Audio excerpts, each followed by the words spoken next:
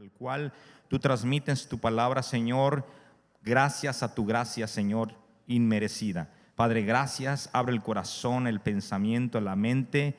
Espíritu Santo, trae frescura y un renuevo al corazón de las personas al escuchar tu mensaje. Gracias, Señor, en el nombre de Jesús. Amén y amén. Bien, hermanos, pues el día de hoy quiero compartirles acerca de un tema muy especial. Pero antes de hablarles acerca del tema, de cómo se titula el tema, quisiera comenzar con una pregunta. ¿De pura casualidad usted ha perdido algo alguna ocasión, alguna vez? ¿Ha perdido algo? Tal vez alguno de ustedes haya perdido su cartera, ¿sí o no? O tal vez haya perdido su celular. ¿Y cómo se ponen? Desesperados, ¿verdad? Podrán perder la cartera, pero el celular, no, hombre. Se les acaba el mundo a muchos, ¿verdad? O tal vez pueda haber perdido, no sé, algunas llaves, algún libro, algún objeto importante para usted. Y cuando lo recuperamos, ¿cómo nos sentimos? Aliviados, ¿verdad? Ay, encontré mi celular, encontré. Pero ¿alguna vez ustedes han olvidado algo, hacer algo? ¿Ha olvidado algo o inclusive ha olvidado a alguien? A lo mejor usted está aquí y dejó, dicen por ahí, la olla de los frijoles en la lumbre, ¿verdad? Y se me están quemando los frijoles, se me olvidó. O dejó el agua de la llave abierta, ¿verdad? O no sé, tal vez habrá olvidado, no sé, a los que les gusta bañarse con agua caliente, apagar el boiler. O alguna otra cosa. Y mire, y a veces por las múltiples actividades que tenemos durante todos los días, andamos muy a la carrera que se nos olvidan cosas muy importantes. ¿Cuántos son padres aquí? A ver, levanten la mano los papás. Pregunta de papá. ¿Alguna vez usted ha olvidado a sus hijos en el colegio? Que diga, como que me hace falta algo, como que me hace falta pasar por alguien, como que algo me hace falta, ¿verdad? Yo una ocasión que vine con mi hija Sofía, que nos venimos nada más los dos solos a la iglesia, pues venía bien contento y campante. Digo, hasta me siento, no sé cómo, libre. Yo tanta mujer que tengo que todas me andan jalando, ¿verdad? Y yo venía con Sofía, ya la fui a dejar allá arriba, la dejé, estuve en el servicio, todo bien. Y cuando de repente ya eran las 12:30, pues ya casi me andaba yendo a la casa. Y viene la hermana de allá arriba y me dice, hermano, ¿y su hija? Ay, con razón, me sentía que me hacía falta algo, le digo. Bueno, hermanos, eso mismo le sucedió a los papás de Jesús, a los padres terrenales de Jesús. En el libro y en el Evangelio de Lucas, capítulo 2, quiero que me acompañe a leer la historia bíblica acerca de un suceso similar, ¿sí? Antes de darles el título de la serie, del tema que vamos a dar el día de hoy, quiero que me acompañe a leer Lucas capítulo 2 versículo 42 y de ahí en adelante vamos a leer. Dice así: iban sus padres todos los años a Jerusalén en la fiesta de la Pascua. Aquí habla acerca de Jesús y de cómo los padres de Jesucristo tenían por costumbre ir a celebrar la Pascua, lo que es hoy la Santa Cena, ¿sí? Y todos los años subían de costumbre porque había fiesta en Jerusalén y todos iban y subían a celebrar la Pascua. Entonces José y María y José tomaron a Jesús, que en ese entonces era un adolescente, y se fueron a celebrar la Pascua. Dice, y cuando tuvo 12 años, subieron a Jerusalén conforme a la costumbre de la fiesta. Al regresar ellos, acabada la fiesta, se quedó el niño Jesús en Jerusalén sin que lo supiese José y su madre. Iban tan emocionados, iban tan contentos que se olvidaron de Jesús. Pues venimos bien, como que nos sentimos aligerados, ¿verdad? Y pues a lo mejor pensaban que Jesús venía con algún otro familiar. Y eso es lo que dice el 44.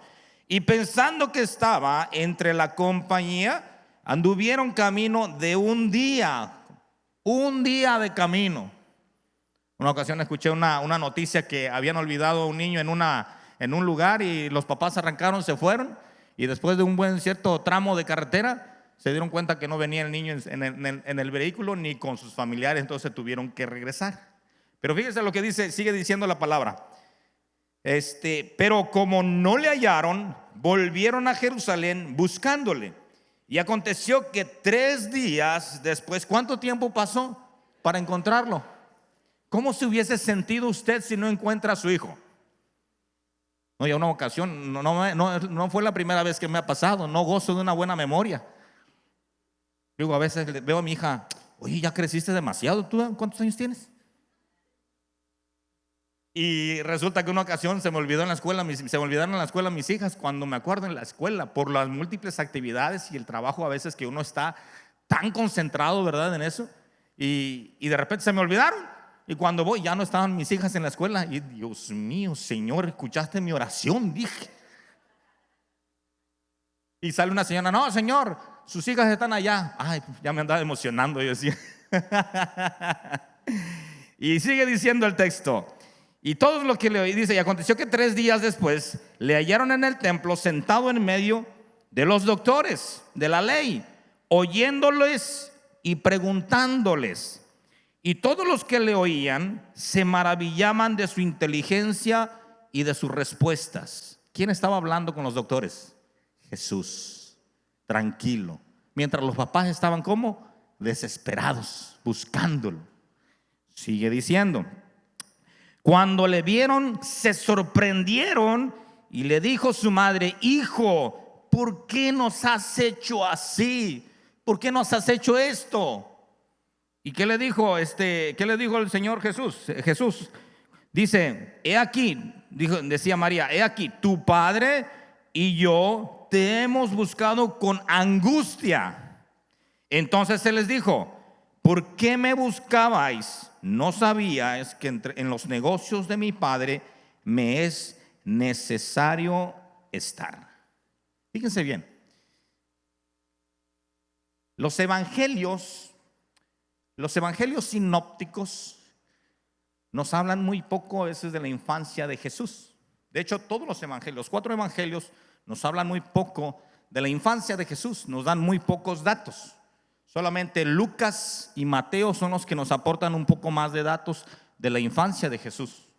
Ahora, la cuestión aquí es que los evangelios no escribieron para redactar la biografía de Jesús, sino para darnos una visión panorámica de la vida importante y de la misión y el propósito de Jesús en esta tierra, que fue la de salvarnos a nosotros. Pero cuando los evangelios se juntan todas sus expresiones, sus escritos, se armonizan. Y esa armonía que dan, nos dan un panorama claro y visible de Jesús. Así es que cuando nosotros vemos un pasaje en la Biblia que nos habla de la vida de Jesús, también va a ser repetido en otro evangelio. Y vamos a encontrar mayores riquezas de la vida acerca de Jesús. Pero en este pasaje lo que más me llama la atención es el versículo 52. Quiero que lo lea conmigo. Fíjese bien. El versículo 52 nos habla acerca de algo muy importante, de algunas características importantes que Jesús tenía, que son las que nosotros debemos de reflejar en nuestras vidas. Dice en el versículo 52. Y Jesús crecía, ¿en qué? ¿Y en qué más? ¿Y en qué más? Amén. Y Jesús crecía en sabiduría y en estatura y en gracia para con Dios y los hombres. Hermanos, y aquí podemos ver exactamente el tema. Esta es una pequeña serie que armé. Hoy les voy a dar un tema, un título de esta serie, un mensaje de esta serie. Y vamos a ver las 4 dimensiones del crecimiento. Las 4 dimensiones, si usted quiere anotar ahí, anótele. Las 4 dimensiones del crecimiento. Cuando dice, y Jesús crecía en sabiduría, cuando nos habla de la palabra sabiduría, nos habla del espíritu, del área espiritual y del área intelectual. Esa es la primera dimensión. Nada más se las voy a repasar para en el momento que me me inviten nuevamente a predicar, les doy la siguiente. Y en estatura nos habla del aspecto físico, de la dimensión física que tenemos que cuidar. Pero también nos habla, dice, y en gracia para con Dios. Y cuando nos habla de en gracia para con Dios, nos habla de la dimensión del fruto que nosotros debemos de generar para adorar y exaltar a Dios. Y cuando nos habla, dice, en gracia para con Dios y los hombres, nos habla de la cuarta dimensión también. ¿Que cuál es? El área social, ¿sí? Que nosotros hemos sido llamados para vivir en sociedad y para poder dar ejemplo a la sociedad. Las cuatro dimensiones del crecimiento. Ahora escuchen bien. La palabra crecía, recuerden bien que nos habla de un desarrollo, de un aumento. Pero este aumento no venía por sí solo. Este aumento era provocado por la relación que Cristo tenía con el Padre. Jesucristo buscaba una relación profunda con Dios.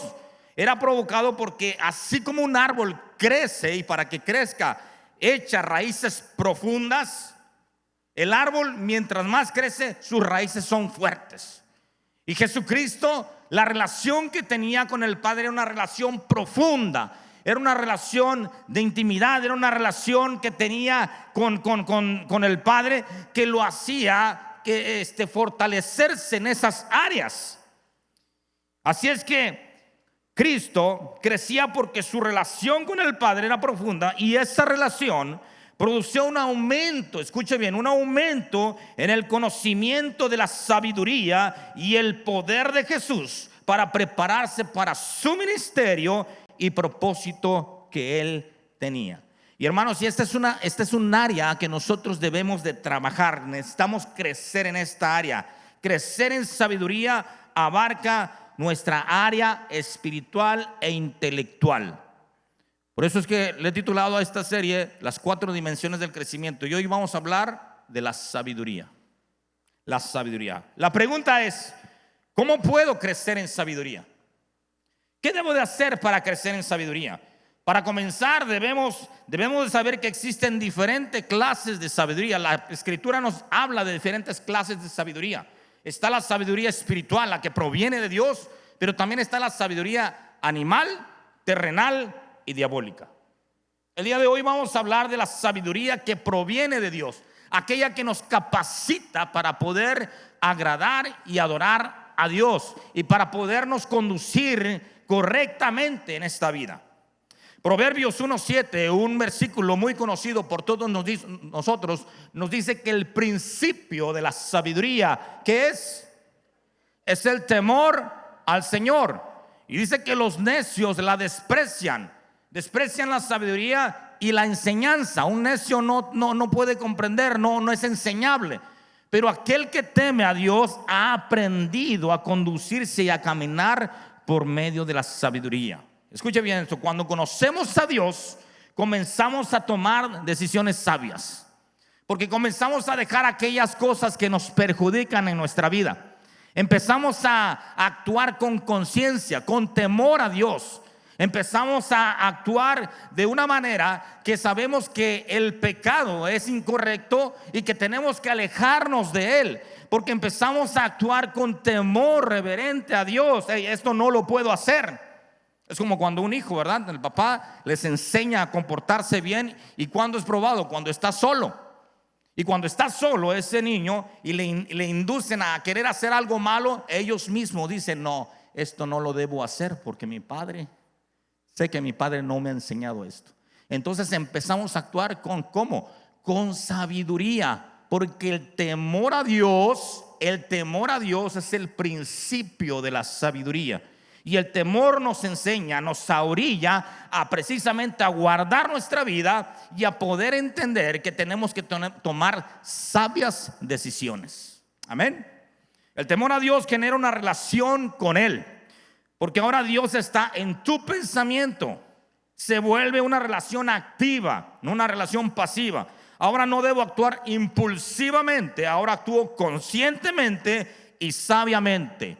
Entonces, para crecer en sabiduría tenemos que generar, ¿qué tenemos que generar? Una relación con Dios. Para crecer en sabiduría tenemos que generar una relación con Dios.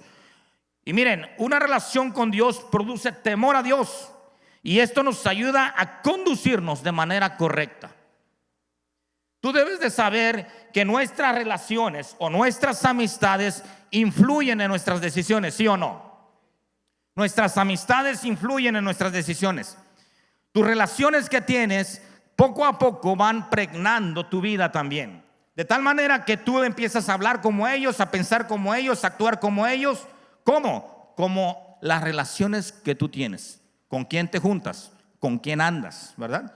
Por eso es que el cristiano, el hijo de Dios, debe de tener una relación íntima con Dios, porque esa relación te va a conducirte con temor a Él y te va a ayudar a caminar en sabiduría. Amén. Tú vas a reflejar en tu vida con quién te conectas. Proverbios 13:20 dice así: el que anda con sabios, sabio será, mas el que se junta con necios será ¿qué? Quebrantado. Una vida que ha vivido de manera temerosa a Dios, cuando se vuelve al mundo y se empieza a juntar con personas que no le hacen bien, empieza a corromper su conducta, empieza a olvidarse de las cuestiones correctas que han sido sembradas en su vida. Por eso es importante que tú sepas con quién te tienes que juntar. Por eso aquí en la iglesia encuentras una familia en la cual todos podemos crecer. Amén. Pero hermanos, no podemos esperar que la sabiduría venga por sí sola. Debemos buscarla, debemos trabajar en ella para poder obtener la sabiduría. Mire, muchas veces creemos, o la gente a veces quiere traer el mundo de afuera adentro. Lo quiere traer y quiere que como afuera fueron reconocidos por lo que eran, aunque estaban vacías. Muchas veces quieren aquí ser reconocidos por lo que hacen o por lo que saben. Y debemos de entender que muchos a veces, ya estando dentro de la iglesia, no actuamos ciertamente con sabiduría, con prudencia. Algunos se creen los caballeros de Dios, o algunas otras se creen las damas del Señor. Y casi algunos, hasta cuando caminan, siento que caminan, se sienten el Espíritu Santo a veces, ¿verdad? Aquí viene el ungido del Señor, aquí viene la ungida del Señor. No. Escuche bien esto. La sabiduría viene acompañada de la humildad. La sabiduría siempre viene acompañada de la humildad. De tal manera que si tú eres una persona que teme y ama a Dios, la humildad debe de ser una parte fundamental en tu vida. Recuerdo una ocasión, se dice que un pastor, un predicador, muy preparado, muy estudiado, bien estructurados sus sermones, lo invitaron a predicar a una iglesia de poca gente. Y él, acostumbrado a predicar en multitudes, con muchas personas, dijo: no, pues aquí un sermoncito, 2, 3 puntitos les doy y pácatelas, con eso me los acabo. Y sí, agarró y se sube al púlpito y se sube bien así empoderado, pácatelas, como diciendo: aquí yo puedo. Y empieza a predicar, pa. Y nada. Entonces, ¿qué sucedió? Se bajó triste porque no pudo hacer nada con su predicación. Y en esos momentos se le acerca una viejita y le dice: hijo, si te hubieras subido como te bajaste, como te subiste, te hubieras bajado. Hermanos, la sabiduría siempre es acompañada de la humildad. Eso es algo muy importante que tenemos que hacer. Proverbios 11, versículo 2 dice: con la soberbia llega también la deshonra, pero la sabiduría acompaña ¿a quién? A los humildes. ¿Cuántos humildes hay aquí? A ver, levanten la mano. Ya no es humilde porque está levantando la mano. Mira, nada más está presumiendo la humildad. Usted nada más solito ahí, nada más diga amén. Amén. ¿Cuántos humildes hay aquí? Amén. Eso. Muy bien, bien. Dice que la soberbia llega también, con la soberbia llega también la deshonra, pero la sabiduría acompaña a los humildes. Mira, la palabra soberbia procede en este texto del hebreo sadón, que significa arrogancia y presunción. Es decir, la soberbia es una característica personal, escuche bien esto, o una actitud de la persona que cree tener una posición de superioridad o de privilegios frente a los demás. Eso es la soberbia. Ahora bien, hay personas que dicen, no, pues que yo soy el líder y yo puedo hacer lo que quiera. No, eso no es así. O yo soy el que predico y mi palabra es la ley. Como decía el hermano, ¿cómo se llama el hermano? ¿Cómo se llama? ¿Sí lo sabe, hermano? Dígalo pues, ¿cómo se llama el hermano? José Alfredo Jiménez. Y mi palabra es la ley, ¿verdad? O algunos otros dicen, yo soy el que más ora y a mí sí me escucha Dios. Así que háganse un lado. O hay otros que dicen, yo soy el que más da, por lo tanto mi palabra pesa. O algunos otros, yo soy el que más evangeliza, yo sí cumplo la palabra y soy muy importante. O algunos otros dicen, yo soy el que más tiene, entonces que me traten bien. Algunos otros dicen, yo soy el compadre del pastor, tengo mucha influencia en la iglesia. No hay compadres aquí de ahorita, no vinieron. O algunos otros dicen, yo soy el líder de alabanza. Ahí va para acá de este lado ahora. Yo soy el que mejor canta, el que mejor toca. Trátenme bien o me les voy. Todos volteamos a este lado. ¿De qué privilegios gozan, hermanos, todos los que realizamos alguna actividad? Hermanos, no gozamos de ningún privilegio. ¿Saben cuál es el único privilegio que gozamos? El de servir a Dios en su reino y de servirle a todos los demás. Ese es el privilegio del cual gozamos los que estamos aquí. Por eso cuando tú hagas una actividad, hazla con amor, hazla con sabiduría, hazla con prudencia, sabiendo que sirves al reino de Dios y que con ese servicio demuestras tu amor a tu prójimo, a tu hermano que tienes al lado. Amén. Proverbios capítulo 2 versículo 6 dice, porque el Señor da la sabiduría, de sus labios brotan conocimiento e inteligencia. Miren, aquí la palabra sabiduría proviene del hebreo jokmá. Y esta palabra sabiduría nos habla acerca de ciencia, entendimiento. ¿Qué más nos habla? De inteligencia, del saber. Nos habla, escuche bien, nos habla de ser sabio en mente, palabra y acción. Hay gente que habla porque tiene una matralleta, les da verborrea, les digo. Empiezan a hablar, no dejan hablar a los demás. La palabra sabiduría nos habla precisamente que tenemos que ser sabios en mente, palabra, acción. Dice la escritura que cuando el necio habla, cuando el necio calla, hasta es contado. ¿Por qué? Por sabio. Entonces, esta área de la sabiduría no simplemente abarca el estado espiritual del hombre, también abarca el estado intelectual del hombre. La sabiduría también proviene del griego sofía, y esto nos habla de un conocimiento intelectual o espiritual.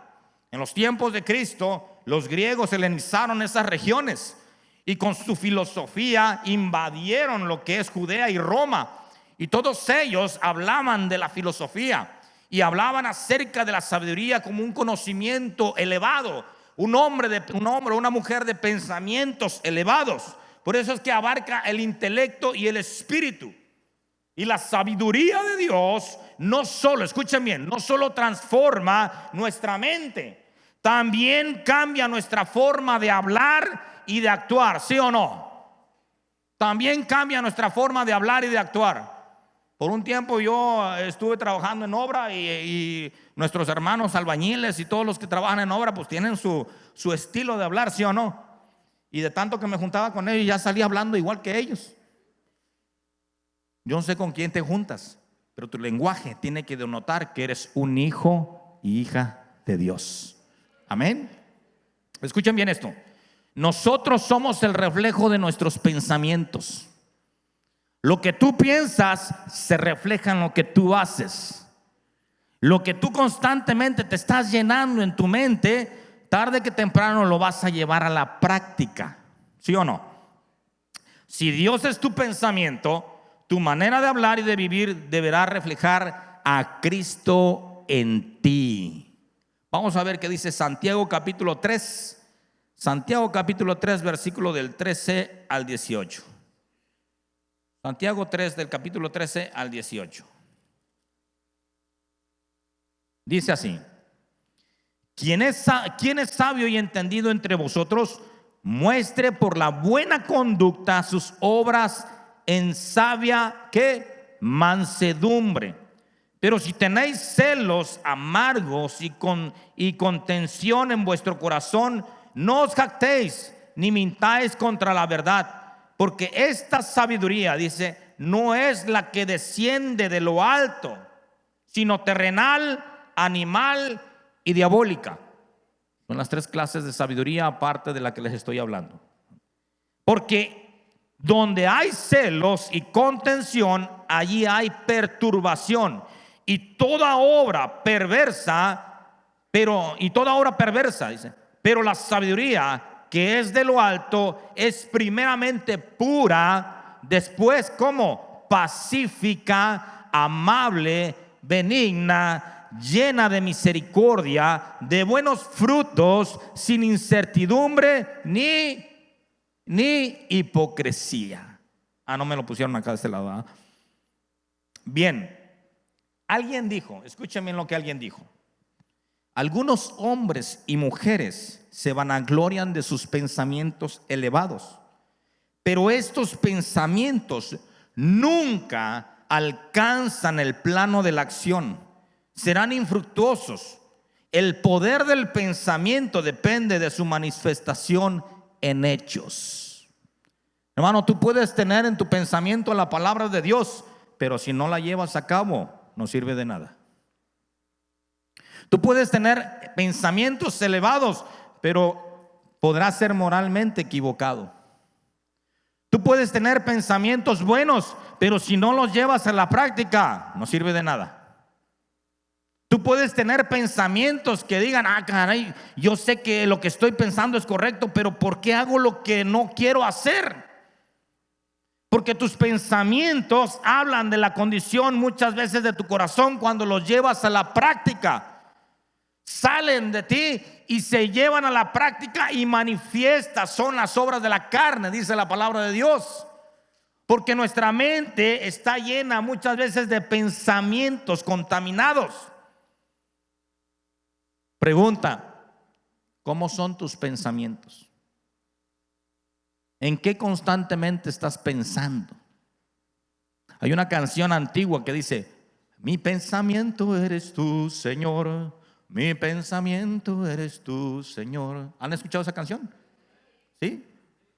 Eso ya son de los años ahí de Dice: por las mañanas yo despierto en ti, y por las tardes yo medito en ti, y por las noches yo me acostaré. Mi pensamiento eres tú. ¿Sí me entono bien, hermanos? Nuestro pensamiento tiene que ser el Señor, tiene que ser Dios. Tenemos que estar llenos de los pensamientos de Dios para poder caminar y actuar con temor y sabiduría, y poder corregir nuestros pasos y agradar a Dios y glorificar a Dios. Amén. Pregunta: ¿cuál es la palabra que más te bendice? ¿Usted sabe cuál es la palabra que más te bendice? ¿Usted sabe cuál es la palabra que más te bendice? La que más te llena. Hermanos, la palabra que más te bendice no es la que te declaran aquí: tú vas a ser próspero, tú vas a levantarte, tú vas a conquistar, tú vas a hacer esto, tú vas a hacer aquello, tú vas a hacer lo otro. Esa no es la palabra que más te bendice. Voy a romper un paradigma el día de hoy. Escriba si quiere, escríbalo en su muro o en su rinconcito de su libreta. La palabra que más te bendice, escuche bien esto, la palabra que más te bendice es la que más practicas. Escríbelo ahí. La palabra que más me bendice es la que más practico. Hermanos, durante todo, estamos por terminar el año, ¿sí o no? Y dentro de todo este año, ¿cuántos sermones, cuántas predicaciones, cuántas enseñanzas hemos recibido? Montón, ¿sí o no? De todo eso que hemos escuchado, de todo eso que nos hemos llenado, de todo eso que hemos aprendido, ¿cuánto de eso has practicado? Por eso es que la palabra que más te bendice es la que más practicas. No es la que más declaran en tu vida. No es la que más te declaran, la que más te decretan algunos. No es la que más te dan. No, la palabra que más te bendice es la que más practicas. Amén. Ahora bien, Proverbios capítulo 2 versículo 6 dice: porque el Señor da la sabiduría, de sus labios brotan conocimiento e inteligencia. ¿Quién da la sabiduría? El Señor. ¿Quién la puede quitar? También el Señor. Entonces obtenemos la sabiduría cuando buscamos y nos sometemos a Dios. Cuando queremos hacer ¿qué? Su voluntad. Encontramos la sabiduría cuando me someto a Dios. Señor, quiero hacer tu voluntad. Ayúdame a hacer tu voluntad. Pero para someternos a Dios necesitamos tener una relación con Dios. Necesitamos ir a esa fuente de sabiduría. Y muchas veces nos sentimos autosuficientes. Todo lo podemos hacer nosotros. No, necesitamos la ayuda de Dios. Necesitamos ir a esa fuente. Padre, ayúdame. Quiero someterme a tu palabra, a tu voluntad. Quiero agradarte, Señor. Y cuando nos sometemos a la voluntad de Dios, cuando entendemos el temor de Dios, podemos empezar a caminar en sabiduría. Y recuerdo el pasaje de Salomón. ¿Recuerdan Salomón? El hombre, dice la palabra, más sabio en esos tiempos que hubo. Dice en Primera de Reyes, vámonos a Primera de Reyes 3, capítulo 3, versículo 3 al 14, dices, vamos a ver qué nos dice la escritura ahí. Primera de Reyes, capítulo 3.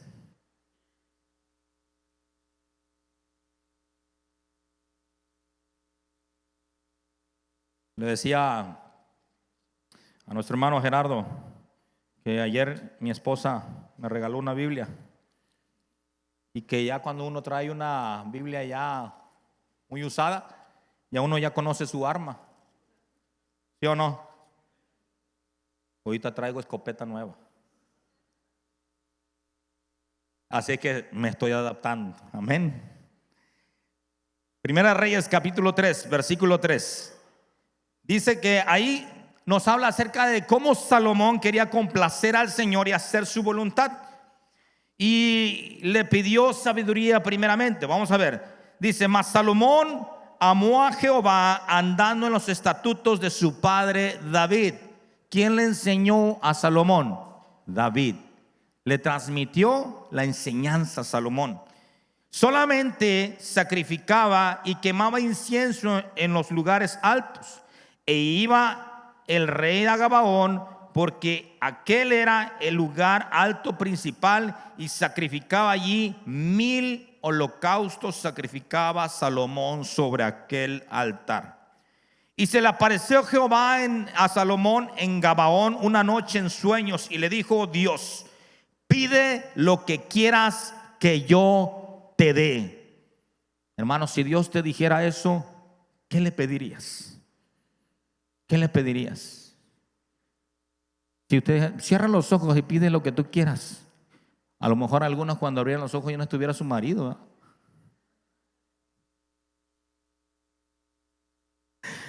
Se ríe de testimonio, ¿ah? ¿Qué se me hace? Si Dios te dijera, pídeme lo que quieras, ¿qué le pedirías? Y mira lo que pasó aquí. Y Salomón dijo: tú hiciste gran misericordia a tu siervo David, mi padre, porque él anduvo delante de ti como en verdad, en justicia y con rectitud de corazón para contigo. Tres cosas muy importantes que David tenía y practicaba: verdad, justicia y misericordia, ¿sí?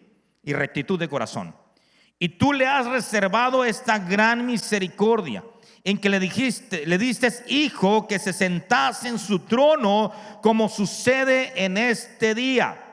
Ahora pues, Jehová Dios mío, tú me has puesto a mí tu siervo por rey en lugar de David mi padre, y yo soy joven y no sé cómo entrar ni salir, y tu siervo está en medio de tu pueblo al cual tú escogiste, un pueblo grande que no se puede contar ni numerar por su multitud. Da pues a tu siervo, que le pidió, corazón ¿qué? Entendido, para juzgar a tu pueblo y para discernir entre lo bueno y lo malo, porque ¿quién podrá gobernar este pueblo tan grande? Y agradó delante del Señor que Salomón pidiese eso. ¿Y cuál fue la respuesta? Y le dijo Dios: porque has demandado esto, y no pediste para ti muchos días, ni pediste para ti riquezas, ni pediste la vida de tus enemigos, sino que demandaste para ti inteligencia. En otras versiones dice sabiduría, inteligencia para oír juicio. He aquí, dice, he aquí, lo he hecho conforme a tus palabras.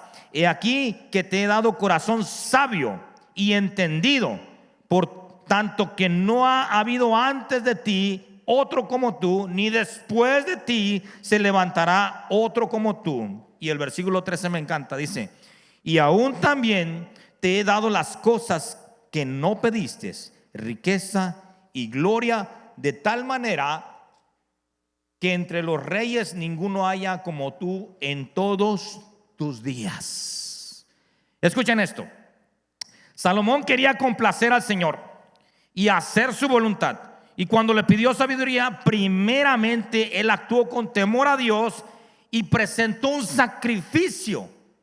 Y la palabra nos enseña que el principio de la sabiduría es el temor a Jehová. Entonces, cuando nosotros estamos dispuestos a sacrificar lo más importante de nuestra vida a Dios, Dios se complace en nosotros. Una generosidad amplia abre el corazón al del Dios generoso que es, y Dios nos bendice aún más todavía. Salomón fue generoso con su sacrificio, con lo que presentó al Señor. ¿Qué estamos dispuestos a sacrificar? ¿Qué estamos dispuestos a dar? ¿Qué estamos dispuestos a traer al altar y decir: Señor, esto es lo que me cuesta trabajo dejar, ayúdame, lo presento delante de ti? Y cuando actuamos con esa sabiduría, con esa inteligencia, Dios empieza a derramar su bendición. Dice la palabra que Dios le dio a Salomón no simplemente sabiduría, sino que le dio aún todo aquello que no le había pedido.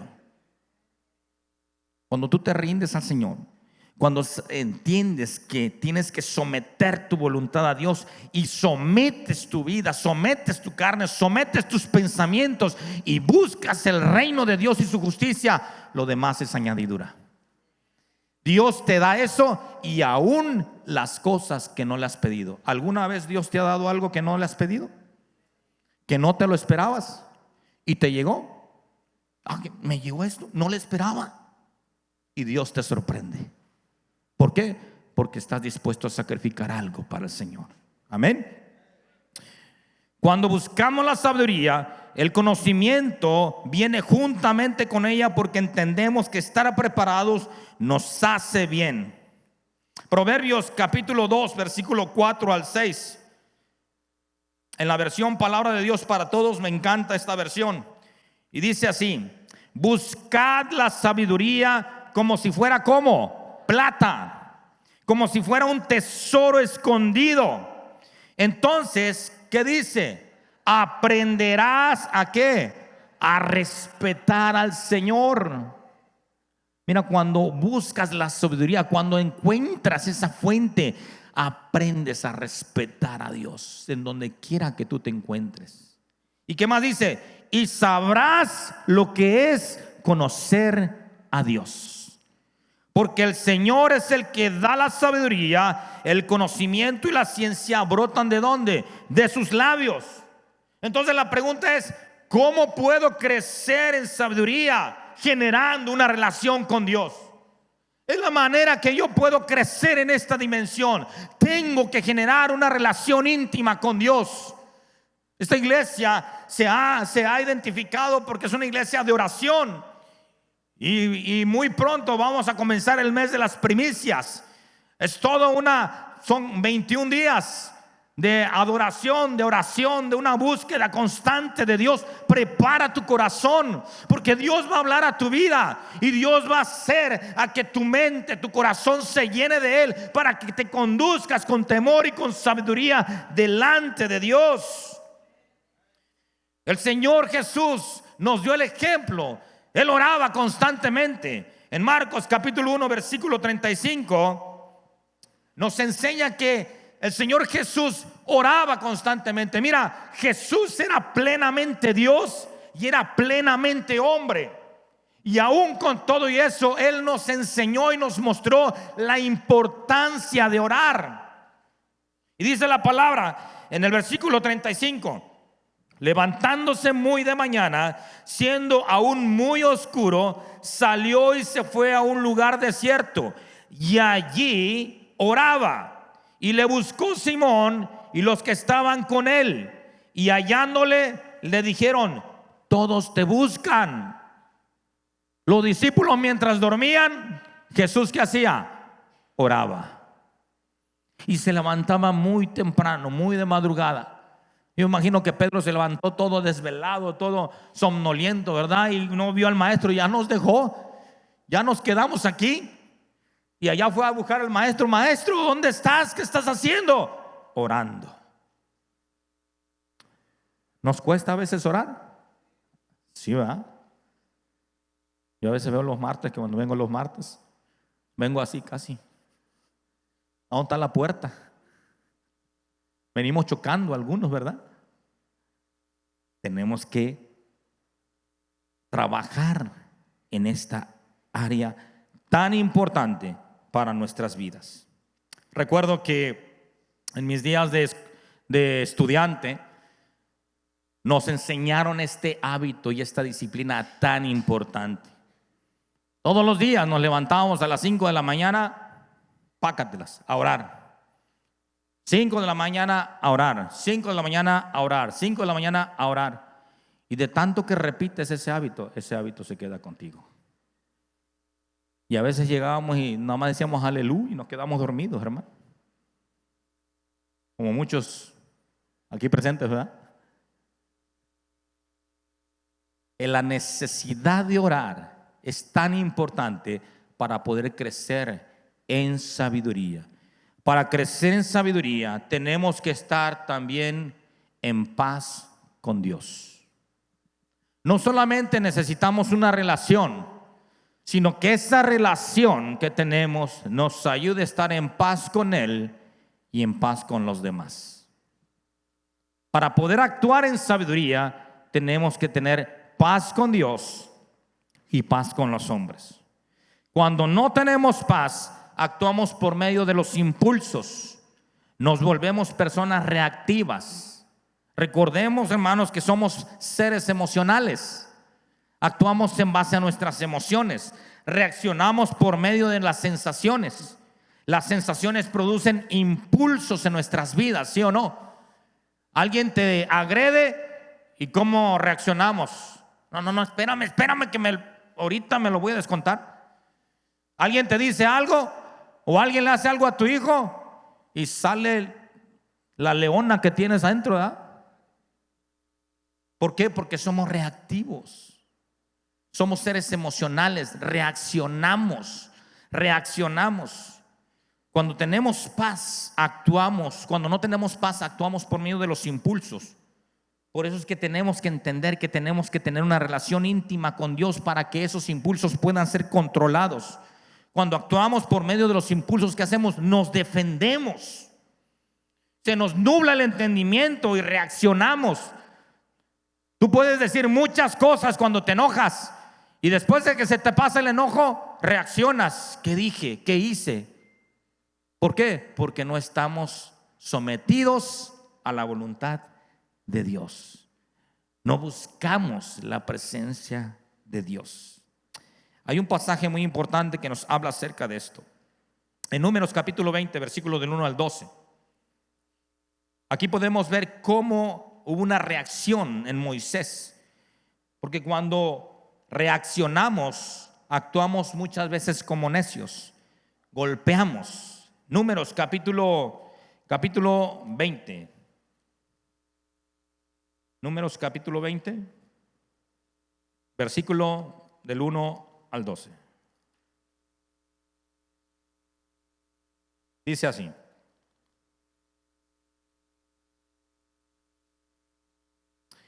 dice, llegaron los hijos de Israel, toda la congregación, al desierto de Sin en el mes primero, y acampó el pueblo en Cades, y allí murió María, y allí fue sepultada. Y porque no había agua para la congregación, se juntaron contra Moisés y Aarón. Y habló el pueblo contra Moisés diciendo: ojalá hubiéramos muerto cuando perecieron nuestros hermanos delante de Jehová. ¿Por qué hiciste venir la congregación de Jehová a este desierto para que muramos aquí nosotros y nuestras bestias? ¿Y por qué nos has hecho subir de Egipto para traernos a este mal lugar? No es el lugar de sementera, de higueras, de viñas, ni de granadas, ni aún de agua para beber. Y se fueron Moisés y Aarón delante de la congregación a la puerta del tabernáculo de reunión, y se postraron sobre sus rostros, y la gloria de Jehová apareció sobre ellos. Y habló Jehová a Moisés diciendo, escucha lo que dice: toma la vara, le dijo a Moisés y Aarón, toma la vara y reúne la congregación, tú y Aarón tu hermano, y hablad. ¿Qué le dijo? Y hablad a la peña. ¿Qué le tenía que hacer? Le tenía que hablar. Y hablad a la peña a vista de ellos, y ella dará ¿qué? Su agua. Y les sacarás agua de la peña y darás de beber a la congregación y a sus bestias. Entonces Moisés tomó la vara de delante de Jehová como él le mandó, y reunieron Moisés y Aarón a la congregación delante de la peña, y les dijo: oíd ahora, rebeldes. ¿Cómo les dijo? Oíd ahora, rebeldes. ¿Cómo estaba Moisés? Moisés estaba enchilado, dice el hermano. Estaba bravo, pues. Óigame, para andar batallando con todo este pueblo que se quejaba constantemente. Ellos pudieron ver cómo Dios los había sacado, ellos pudieron ver cómo Dios los había alimentado, ellos pudieron ver cómo Dios los había sustentado, y aún con todo eso querían el mínimo pretexto para quejarse. Y Moisés escuchaba cada día, constantemente la queja de todos ellos. Moisés, ¿qué hizo? Moisés reaccionó impulsivamente. ¿Qué dijo? Oigan ustedes, rebeldes. Sigamos leyendo. ¿Qué sigue diciendo? Entonces dice: os hemos de hacer salir aguas de esta peña. Versículo 11. Entonces alzó Moisés su mano, ¿y qué hizo? Golpeó la peña. ¿Y qué le había dicho Dios que hiciera? Que le hablara a la peña. Y golpeó Moisés, y golpeó la peña con su vara 2 veces, y salieron muchas aguas, y bebió la congregación y sus bestias. Y Jehová dijo a Moisés y a Aarón: por cuanto no creísteis en mí para santificarme delante de los hijos de Israel, por tanto no meteréis esta congregación en la tierra que les he dado. Fíjate cómo es tan delicado cuando somos dominados por nuestros impulsos. Cuando somos dominados por nuestros impulsos, somos reactivos. Cuando somos dominados por impulsos, activamos nuestro yo interior. Hay gente, hermanos, que está acostumbrado no a hablar, sino a golpear. Eso es algo importante que ustedes entiendan. Dios le dijo a Moisés: háblale. ¿Y qué hizo Moisés? Golpeó. Y hay muchas personas que están acostumbrados a golpear y no a hablar. Y miren, muchas veces no simplemente se trata de un golpe físico, sino de un golpe con palabras. Hay personas, hay hombres y mujeres que sus palabras, dice la palabra, que son como espadas que atraviesan el corazón. Son lastimosas. Y Dios nos manda a que hablemos, no a que golpeemos. Son gente reactiva porque actúa por impulsos de sus emociones. Sienten que le hacen algo y pácatela les dan. ¿Sí o no? ¿Se ha encontrado una de esas? Si levanta el dedito no va a decir que soy yo. Son personas que llega uno y le dice: ¿te puedo preguntar algo? ¿Qué quieres? ¿No? Corre el chamaco, se cae, y en vez de ir a ver qué le pasó a mi hijo, ¿qué le hacen? Les vuelven a dar otra recalentada, ¿va? Otra repasada, pácatela, órale, para que entienda. Pobre chamaco está llorando, le duele el trancazo que se acomodó. Sóbalo, háblale, demuéstrale tu amor y tu cuidado. Hay personas que si bien no golpean, pero piden las cosas golpeadas. Tráeme esto, haz aquello, quiero las cosas ya. Eres un burro, no sirves para nada. ¿Para qué me casé contigo? No me entiendes. La esposa o el esposo quiere darle un abrazo, un beso a su pareja, y la pareja le responde: ¿qué quieres? ¿Qué quieres? Hazte para allá. Hazte para allá. Hueles feo. Viejo panzón. Te ríe, ¿verdad? De testimonio, escucha bien la pregunta que te voy a hacer. ¿Estás acostumbrado a hablar o a golpear? ¿Estás acostumbrado a hablar o a golpear? Pon mucha atención a lo que te voy a decir. Hay personas, escucha bien esto, hay personas que no gozan ni gozarán de la tierra prometida, como sucedió con Moisés y el pueblo de Israel. Toda esa generación se perdió porque tuvieron un corazón rebelde. Y Moisés recibió una palabra. No es que haya fallado, sino que Dios mostró algo y dejó escrito algo en su palabra. ¿Para qué? Para enseñanza a nosotros. Ellos estaban a punto de llegar a la tierra prometida, hermanos. Nosotros estamos a punto de entrar a la tierra prometida. Mira, estamos en el periodo de la gracia, hermanos. Estamos a un pie de estar, a un paso de estar con el Señor. ¿Usted cree que allá en el reino de Dios vamos nosotros a estar peleados con el hermano? Mucha gente piensa que aquel me cae mal. ¿Usted cree que allá vamos a estar en el cielo así? Con esas enemistades. No me junto con esa bolita porque no me cae bien. Pero vienen a la iglesia. ¿Usted cree que en el reino de Dios así vamos a estar? En el reino de Dios, hermanos, vamos a tener unidad, amor. Por eso es que este tiempo es el tiempo de la gracia, el tiempo de la prueba, el tiempo del examen, el tiempo que usted se tiene que preparar verdaderamente y ver a su hermano que lo ama, aceptar a su hermano, amar a su hermano y mostrar sabiduría, inteligencia, sometimiento, amor a su prójimo. Allá no vamos a estar peleados. Escuche bien esto. Hay personas que no gozan ni gozarán de la tierra prometida porque están acostumbrados a golpear. Hay gente que no podrá disfrutar su matrimonio, no podrá disfrutar a su pareja, no podrá disfrutar a sus hijos, no podrán disfrutar a sus amigos, a sus padres, a sus hermanos, a su trabajo, ni todo lo que Dios le ha dado. ¿Por qué? Porque viven golpeando todo lo que tienen a su alrededor.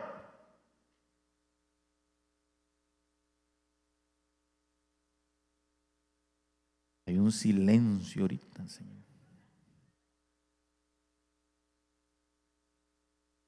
Prepara tu corazón. Alista tu vida. Corrige aquello que sabes que no está bien. Quiero concluir con esto. La palabra enseña que Jesús crecía en sabiduría.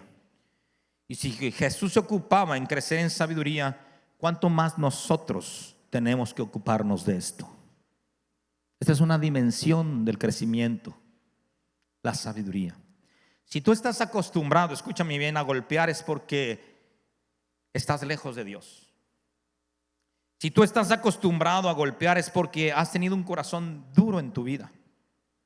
Si tú estás acostumbrado a golpear, es porque necesitas conocer a Jesús verdaderamente para que restaure tu vida. Si tú estás acostumbrado a golpear, es porque necesitas el Espíritu Santo que obre en tu vida.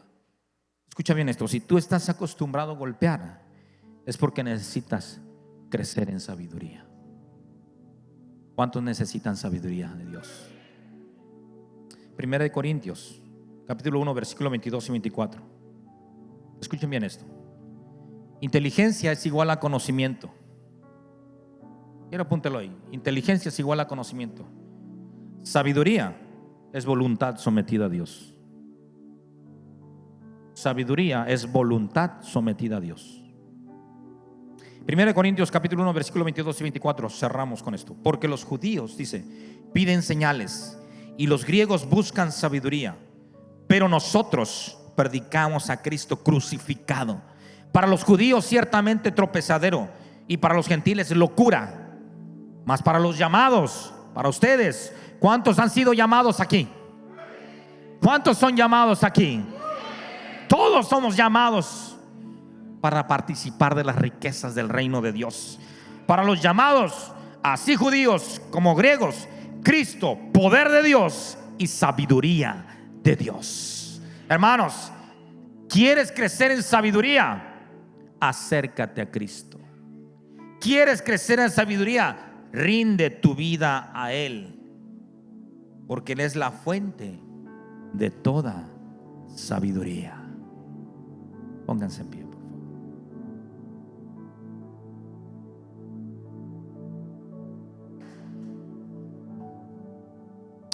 Yo no sé cuántos aquí nos visitan por primera o segunda ocasión. ¿Nos podrían levantar su mano? ¿Alguien nos visita por primera o segunda ocasión? ¿Alguna persona viene por primera vez, por segunda vez? Creo que por acá hay una persona. Veo su distintivo de ese lado. Okay. Damos gracias a Dios por su vida. Quisiéramos orar por usted. Por aquí hay una persona que tiene un anuncio de bienvenido. Puede pasar de este lugar. Queremos orar por su vida. Creemos que Dios tiene un propósito para usted. Le damos un aplauso al Señor.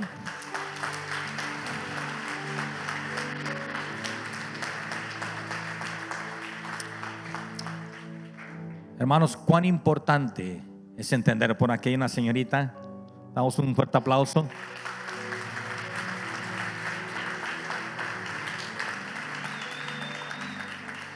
Cuán importante es entender la necesidad que tenemos de conducirnos bajo el temor a Dios para que ésta rinda un fruto en nuestra vida y conducirnos con sabiduría. Dice la palabra de Dios: y Jesús crecía en sabiduría. ¿Viene por primera vez, mi hermano? Pase de este lado, por favor. Démosle un fuerte aplauso.